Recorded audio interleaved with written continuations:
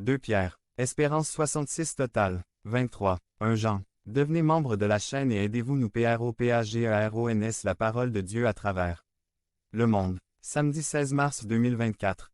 Si vous croyez en la puissance de Dieu, commentez 11. 24. 2 Jean. 25. 3 Jean. Dieu est lumière et amour.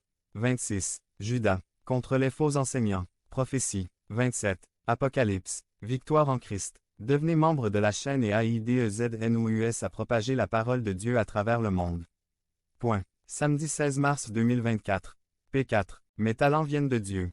Résumé. Notre Seigneur nous appelle à être des intendants de ses ressources, c'est-à-dire qu'en tant que chrétiens, nous devons reconnaître que nous ne sommes pas les propriétaires des talents que Dieu nous a donnés, mais que nous devons les gérer en conséquence, de manière sage, toujours pour bénir les autres. Par le Major Gerardo Balmori.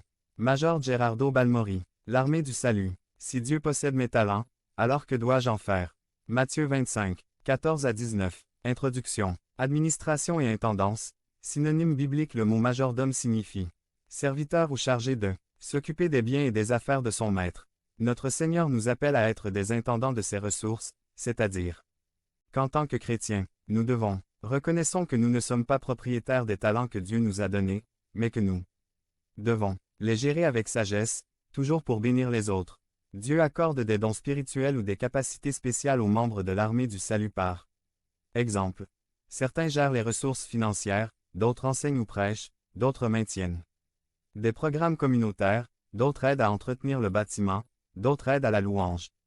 D'autres cuisinent et servent, table, etc. Mais tout talent vient de Dieu et devrait être destiné à la bénédiction du corps du Christ. Il faut ajouter que pour le Seigneur il n'y a pas de ministère plus grand qu'un autre ni de service plus important, c'est-à-dire que servir aux tables est aussi valable et important que l'enseignement ou le ministère. En prison, tous les ministères lui appartiennent, il ne faut pas l'oublier. Dans la parabole des talents, Jésus nous enseigne que nous devons utiliser chaque talent et chaque don, au lieu de les cacher. Nous allons maintenant étudier certains de ces principes. Principe 1. Dieu est le propriétaire de mes talents, tout lui appartient, il m'a seulement demandé de le gérer de manière responsable. Texte. Lire Matthieu 25, 14 à 19. Il y a 2 implications dans ce texte. 1. Dieu a tout le droit d'utiliser mes talents selon sa volonté, il me les a donnés. Dans le livre de Job, il a dit: Le Seigneur a donné et le Seigneur a repris. Béni soit le Seigneur. Tout dans ma vie est Dieu et il peut faire ce qu'il veut de tout. A. Le propriétaire Dieu a le droit, le gestionnaire nous a toute la responsabilité. B. Nous lisons que le Seigneur a donné un gestionnaire 5 talents, les 2 autres et l'autre 1 et on pourrait penser que ce n'est pas juste. Les talents appartenaient au Seigneur et il avait parfaitement le droit d'en faire ce qu'il voulait. Devenez membre de la chaîne et AIDEZNOUSPROPAGEZ la parole de Dieu à travers le monde. Samedi 16 mars 2024. Si vous croyez en la puissance de Dieu. Commentaire 11. Le Seigneur a les droits, les administrateurs étaient chargés de gérer fidèlement les talents. C. Au VV. 19. Nous voyons le Seigneur revenir et il veut savoir ce que les serviteurs ont fait de ces talents. Le droit de Dieu est de savoir ce que nous faisons de ce qu'il nous a donné. Un jour, le Seigneur nous demandera des comptes. 2. Chaque décision doit être spirituelle. En parlant de ressources, le Seigneur nous a donné du temps, de l'argent, de l'énergie et de la santé est fort. Comment les utilisons-nous? Chaque décision que nous prenons doit être une décision spirituelle. Notre priorité doit toujours être celle du Seigneur. Que faisons-nous des ressources que Dieu nous donne? L'utilisation de notre temps libérera le temps que nous devons consacrer à la prière, à l'étude de sa parole, sans laisser de côté le temps en famille, au service des autres.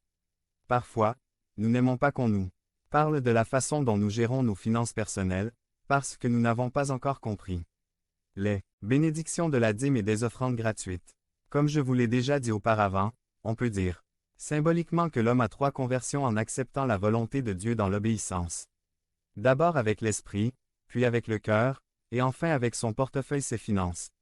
La générosité est merveilleuse lorsqu'elle est donnée de tout cœur, mais nous ne devrions pas nous attendre à ce que seuls les généreux donnent la dîme, mais tous les chrétiens. Jésus a dit, là où sont vos trésors, là sera votre cœur. Principe 2. Dieu utilise l'argent et les biens pour nous préparer à son royaume.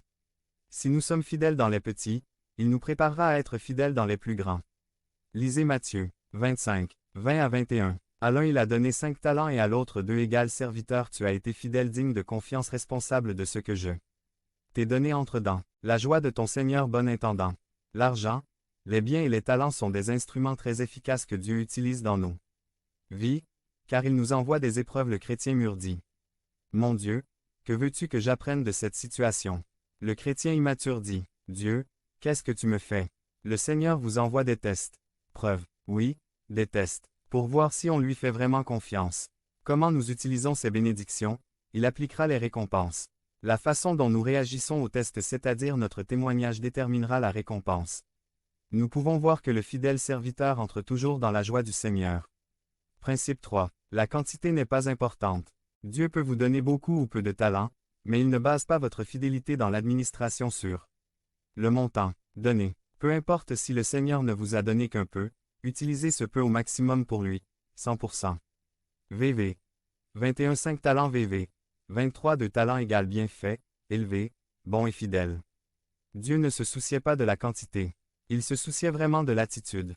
Encore une fois, cela nous amène à la question de la dîme, du temps que nous consacrons aux choses de Dieu, de la croissance de nos relations avec notre famille, etc. Dieu ne nous demande pas d'être fidèles de manière proportionnelle aux bénédictions reçues, mais plutôt de regarder notre attitude et notre volonté de le servir. Exemple, la dîme est de 10% de l'argent que vous recevez, mais votre attitude lorsque vous la donnez doit être de 100%, c'est-à-dire de tout votre cœur. Devenez membre de la chaîne et AIDEZNOUS à propager la parole de Dieu à travers le monde. Point. Samedi 16 mars 2024. Parlez à Dieu en 5 minutes. Description de la vidéo. Principe 4. L'intendance nécessite une action. VV. 24 et 26. Ce méchant serviteur savait ce qu'il devait faire, mais il ne l'a pas fait.